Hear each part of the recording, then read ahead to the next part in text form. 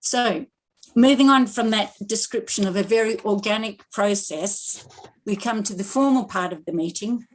Because Women's Climate Congress is a corporation limited by guarantee, then we need to comply with the rules set out in the Corporations Act. But we'll try to keep them as engaging and as efficient as possible. So first of all, we'd like to report to you on the activities of the Women's Climate Congress since we began.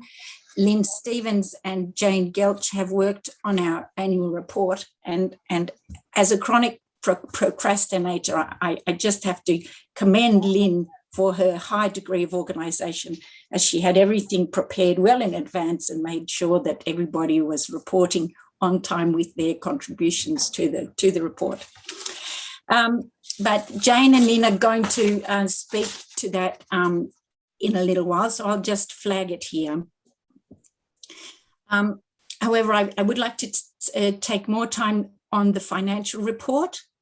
The financial report is contained in the annual report at pages 29 to 32. And I hope that you've had the opportunity to look through the beautiful annual report. Okay, so our current bank balance is almost $9,500, of which $4,000 is a loan from one of our directors. Our income has derived from contributions from members. We have one regular donor, some people who responded to a fundraising drive last year, and the rest has come from people who've made donations in the course of participating in Women's Climate Congress events. This generosity has covered our operating costs for the year. Our expenditure, our income was $8,800. Our expenditure was $3,366, and the main items in that expenditure were the public liability insurance that we took out, subscriptions to services like Weebly and MailChimp, which facilitate our connection, our correspondence with members, and also printing and other advertising costs. In the future, we'd like to increase our ambition. The organisation is growing and we'd like to expand our resources along with it. In particular, we'd like to be able to pay for three things: software to help manage those systems that can be automated, consultants to help us develop our programs, and administrative help in running the organisation. We've always wanted to acknowledge the contributions of our volunteers, as women's work is so often unpaid or underpaid. And certainly having administrative, comms and financial assistance would reduce the load for our volunteers. I should have mentioned that the greatest value of the work that's been done by the Women's Climate Congress has, of course, been the thousands of hours, in fact, tens of thousands of hours that have been donated by volunteers. So without this without this this work in admin, comms and finance, the organisation won't be able to thrive as we would like to see it. So in this next 12 months or so, we'll be focusing more on fundraising in the financial area. That was the only comment that I wish to make about the financial report. Are there any questions or comments that people would like to make?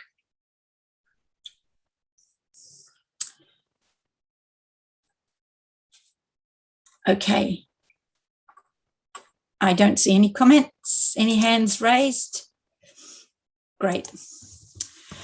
So the next item that we need to consider is the election of directors. We're required under the Corporations Act to have between 3 and 9 directors. Currently we have 4, Janet, Lynn Stevens, Barbara Bakey and me. And we agreed to take on this role at the time the company was registered. So in order to, well, in the interest of transparency and accountability, all 4 directors have resigned from their positions and are standing for re-election again at this meeting. Also, in response to our email, we're delighted to have received a nomination from Alison Rose, who lives in Queensland and is currently working with the Environmental Defenders Office. So, Alison, would you like to say a few words about your background and your interest in the Women's Climate Congress? Yes, thanks very much, Kirsten. Can you hear me all right? Great. I'm just testing out new speakers, new headset. Lovely to meet you all. I'm currently on and acknowledge the beautiful Turrbal and Yagara country here in Meanjin in Brisbane. I work for the Environmental Defenders Office. I have been a solicitor here in the Safe Climate team for 5 years. And prior to that was a sort of a volunteer at EDO when I was studying my law degree. And prior to that, I did a lot of community development. So I helped establish a major fundraising program with the Total Environment Centre. So that was a community, a dialogue corporate engagement program. So joint fundraising and creating dialogue around climate issues. And we worked with ASX 200 companies, CEOs and so on, and senior executives to have really important discussions, I guess, about climate policy. So that was in the 2000s. Things haven't really progressed at a federal level a great deal since then. And that's why, as part of my work now, I do a lot of campaign sort of style work, I guess. So working with a lot of very large and very small organisations, climate NGOs, so Australian Conservation Foundation, Greenpeace, and then also Sunrise Project, which you may have heard of, and then very small organisations as well that are working on the ground. For example, Youth Verdict, which is a climate organisation that is newly formed to run climate litigation on behalf of young people. So I work now predominantly in the area of coal and human rights. So the Queensland Parliament introduced in 2019 a Human Rights Act for Queensland, modelled on the Victorian legislation, which has opened up opportunities for Queenslanders to lodge sort of grounds around breaches of human rights as a result of climate impacts. And in particular, a case that I'm working on at the moment is a group of young people, including and also witnesses from leading witnesses from the Torres Strait, who are arguing that climate impacts are actually limiting their right to cultural practices and their rights that are protected under Section 28 of the Queensland Human Rights Act. So that's pretty exciting stuff. I've travelled a little bit in the Torres Strait spent some time out on Ereb Island with Alison, we're a little bit sort of short on time to, Sure. Thank you very much and welcome, big welcome. No worries. Thank you. Lovely to meet everyone. Yeah, thanks. Yeah, thank you, Alison. That's really exciting work that you're doing. Okay, so now we have five people nominated as directors, the 4 previous directors and Alison. I would like to suggest that we vote on all appointments with a single vote.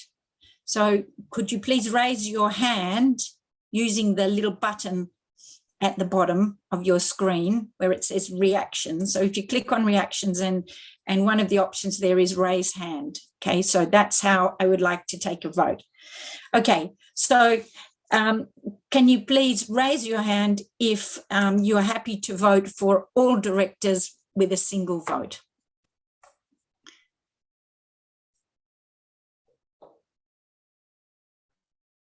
Okay, so for this motion, I need everybody to agree. So if there is anybody who disagrees, then we need to, okay, so there are some people who have not got a hand raised. Sorry, Kirsten, I don't seem to have that icon for reactions. Okay. Are you happy to proceed with a single? Yeah. A single vote? Mm. Okay. And Sally and Michelle? Maybe Kirsten, they can hold their hand up. Well, Sally and Michelle have the camera off. Okay. I'm sorry to go all technical, but this is a motion that requires the support of everybody. So let's go through the directors one at a time. Okay. So first of all, I move the appointment of Janet Salisbury as a director, and call for a seconder from the floor. If everybody puts their hands down, then we can follow the procedure a little bit more easily. I'd like to second that. Okay, sorry, who? That was me, Lynn Audsley. Lynn, thank you, Lynn. Okay, may I have a show of hands, please, in support of voting for Janet as a director? Okay, that is passed. Okay. So the next director is Barbara Bakey. Can I have somebody to nominate Barbara, please? Yeah, I'll nominate. Thank you, Barb. And I'll second Kirsten. a second. So who was that? Jane Gill. Thank you. Thank you. And all in favour? Great. Is elected. The next person is Lynn Stevens. May I have a nominator. Thank you. Hi, Kirsten. I'm happy to nominate or second Lynn's appointment. Thank you. Can I have a seconder? I'll second that, Barbara. Thank you. And all in favour? Yep. Great. Thank you. And then Alison Rose is the next. Yeah. I'm happy to nominate Alison. Thank you, Janet. And second? I'd like to second that. Helen. Sorry, was that Helen? That Helen. was- Thank you, Helen. And all in favour? That's great. Thank you. And then I am the final nomination. I believe I'm still able to sit in to supervise this vote, to take the vote. Can I have a nominator? I'm happy to nominate you. Thank you, Barb. And a seconder? I'll second. Thank you, Lynn. Okay, and can we take a vote? Yep. Good. Thank you very much, everybody, for going through that process. Okay, we have two matters remaining. The first is to vote on, well, sorry, I should pause and express my pleasure at being at continuing as director of Women's Climate Congress, and congratulate the other directors. And I think we have a great team for moving forward. Thank you, Zorro. I see your very, very enthusiastic thumbs. Thank you. Okay, so the next issue is to vote on a constitutional amendment. So I spoke briefly already about the importance to our fundraising of donations. And in order that our donors can benefit from being able to take tax deductions, we need to register for donor gift recipient status, DGR status.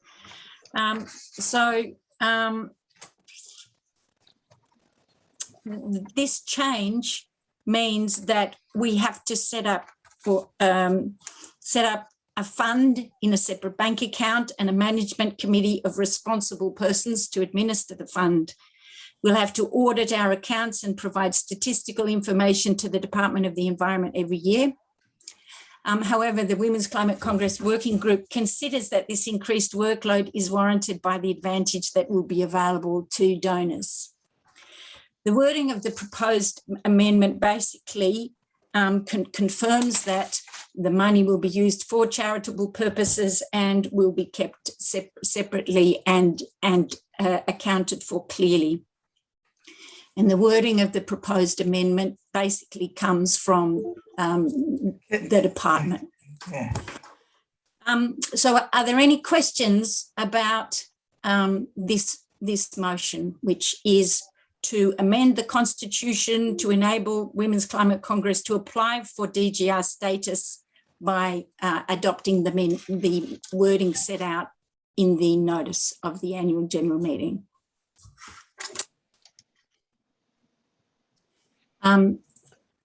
So I can see a couple of hands up.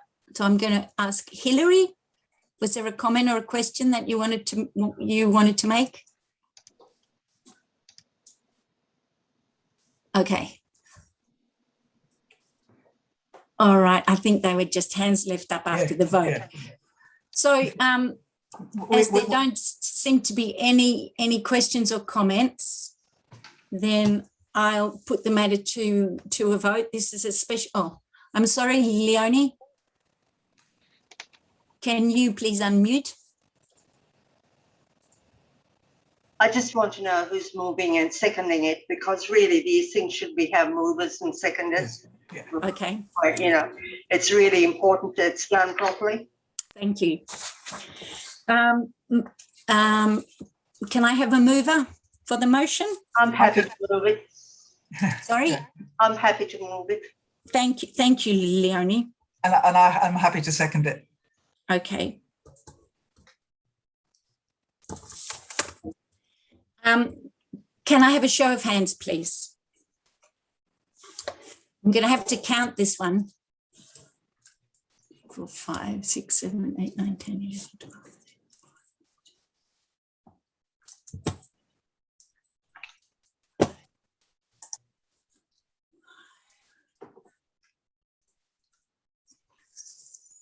Okay, thank you. That's 28 votes in support, which is more than the 75% required to pass a special resolution. So the motion is carried. The second matter, if everybody can just put their hands down. The second matter, which is the final matter in the formal part of the proceedings, has to do with membership fee. So we sent out a motion for discussion that Women's Climate Congress set an annual membership fee of $25 with a concessional fee of $10. However, the steering group has been discussing the matter in greater length, and we would like to recommend a different motion that at this time the Women's Climate Congress doesn't adopt a membership fee, so that we don't actually have a membership fee. And there are three main reasons for this. The first is that we're an advocacy organisation and numbers are important. So it's what gets us indoors to meet people, and to maximise membership, we'd like to minimise cost. The second thing is that it's important that Women's Climate Congress be as inclusive as possible, and even a small membership fee can be a sufficient barrier that some people won't be able to or will decide not to join. And then thirdly, we would like to operate on the basis of a generosity economy, which some of you may be familiar with, a concept which some of you may be familiar with, to give what you can when you can.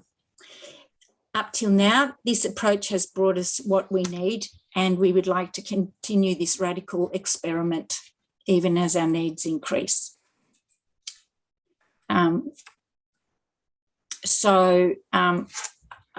I guess I would like to propose a motion that at this time the Women's Climate Congress does not adopt a membership fee. Are there comments or questions about this motion or this subject generally?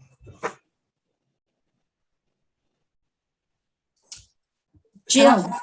Can I just make a point that we're really running into, just for people to keep their comments very concise, because we could have this, because we're running into time that we need for, Thank you. Absolutely support it, and I think you've summarised the arguments well. Thanks. Thanks, Jill.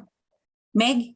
Yeah, I agree too. I just wonder if there could be a suggested donation, annual donation, it doesn't necessarily need to be part of the motion or the decision, but just that there's some recommendation so that might encourage some people to donate who otherwise mightn't. Okay, thank you, Meg. I'm happy to move the motion when you're ready. And Kirsten? I'm happy to second it. Okay, well, Hands up. yes, all in favour of the motion. I don't think we need a big Great. majority here. Yeah. No, we don't. So that's 23 people, 25 participants raised their hand. That's great. All right. Thank you very much for your participation in this formal session. At this stage, I would like to hand over to Lynn in order to highlight some of the key achievements of Women's Climate Congress over the last 12 months.